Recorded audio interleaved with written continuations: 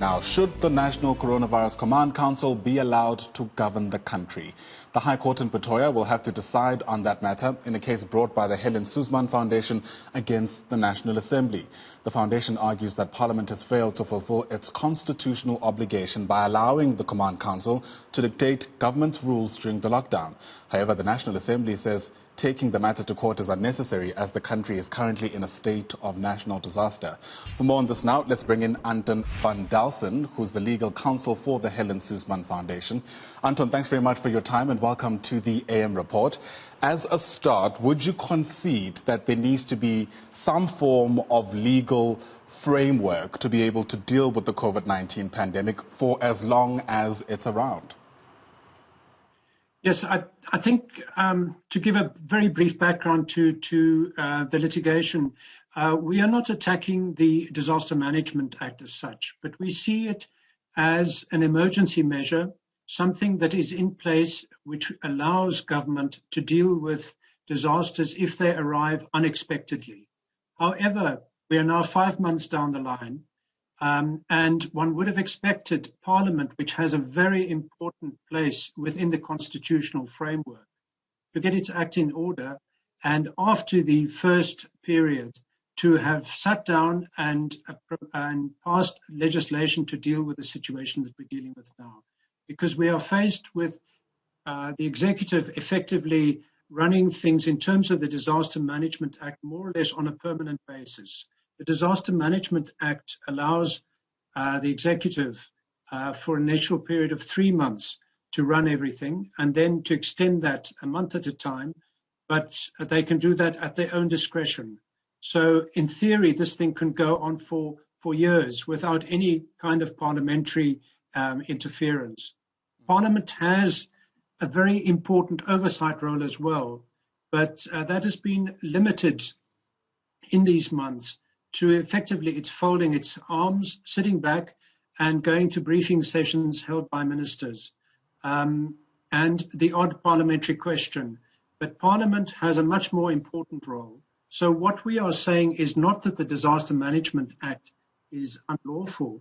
What we are saying is it's a stopgap measure, it's an emergency measure, and it's there in order to enable Parliament to get its act in order and to pass the necessary legislation. Right. And I think one other aspect that is very important, and one mustn't forget, is that parliamentary involvement of this nature leads to more transparency. And that is one of the things that has been lacking in the executive's dealings with the coronavirus pandemic.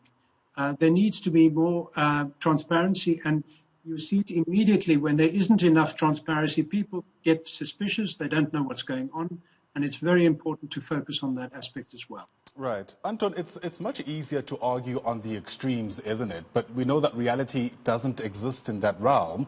The national disaster has been in place for about 5 months now, as you've mentioned. Who's to say that that's enough time to deal with an unprecedented global health crisis? No, I wouldn't say it's enough time, but the 5-month period should be enough for Parliament to pass legislation which is appropriate for what is facing us. The Disaster Management Act deals with whatever might come, but as I said, it's an emergency measure. It's there in the to deal with issues that arise in the absence of relevant legislation. Now, a period of 5 months should have been enough for Parliament to sit down, to think through what it needs to do and to pass appropriate legislation. Part of what the National Assembly has said in response is that the foundation itself hasn't even been able to suggest what some of these legislative frameworks ought to look like. Your response to that?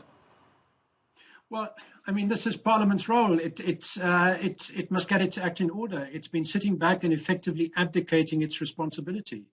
It must sit down and consider what is relevant for the situation as it is. All right.